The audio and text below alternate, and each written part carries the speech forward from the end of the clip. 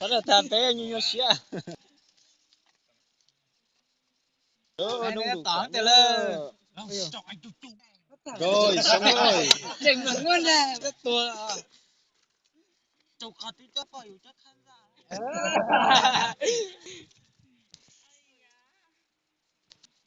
Đến 30 là đến đi chơi nhá.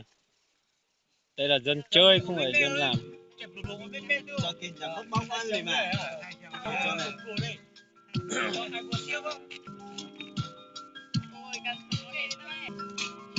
Đây nã ê của mình đây, bây giờ nã ê đây. Còn lái kia là hết.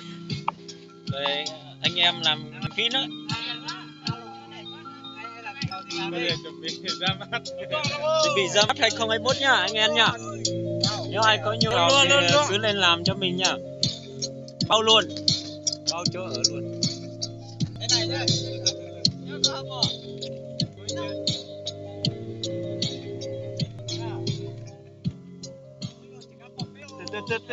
Từ để cho anh chụp. Sẵn đây. Sẵn đây đây, nhìn đây.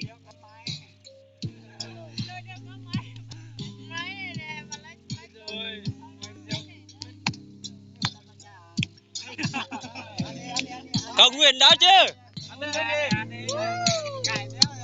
Rồi.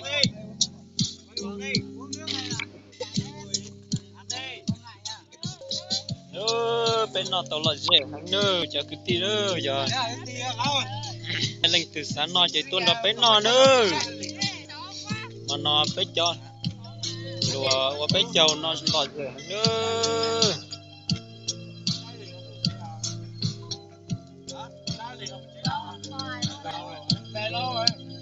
Ăn chơi đi anh em ơi. Ăn đi đừng có chung nữa, xấu lắm. Chị nói luôn.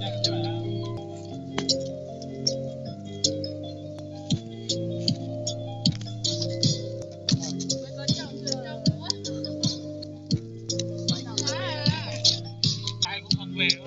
Không về đâu mà say. Về được.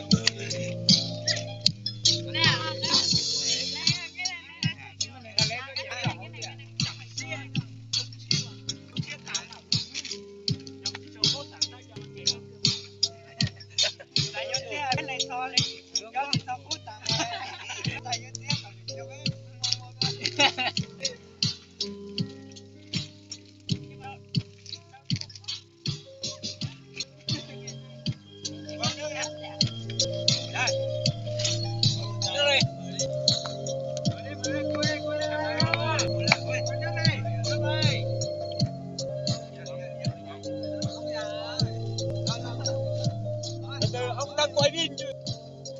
Nước này, nước của ông này. Con ông các cháu ơi.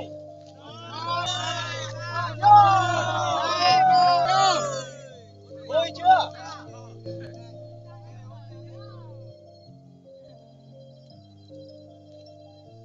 Ai thấy hay like và chia sẻ nhá.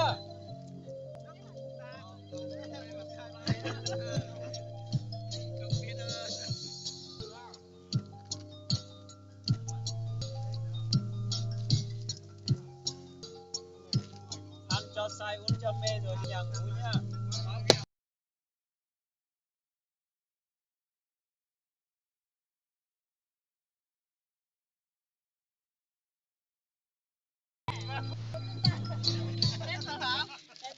Ồ, vừa mới hay mà đã hết rồi.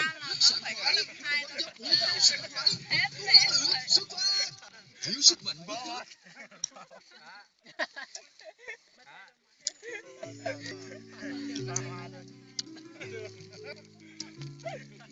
Sẽ có mà.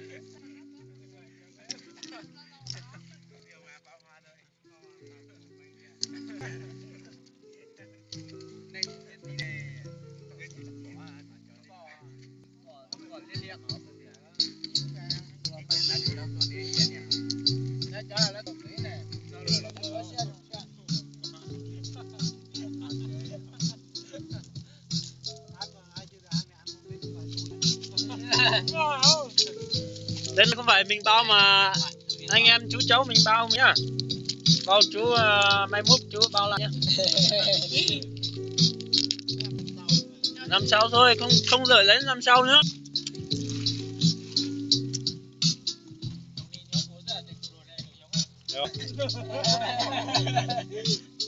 Sáng nay mình đặt mua 3-4 pháo luôn.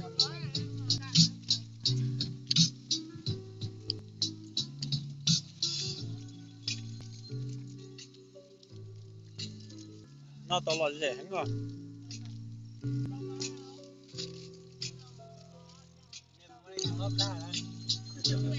Bà đi khắp.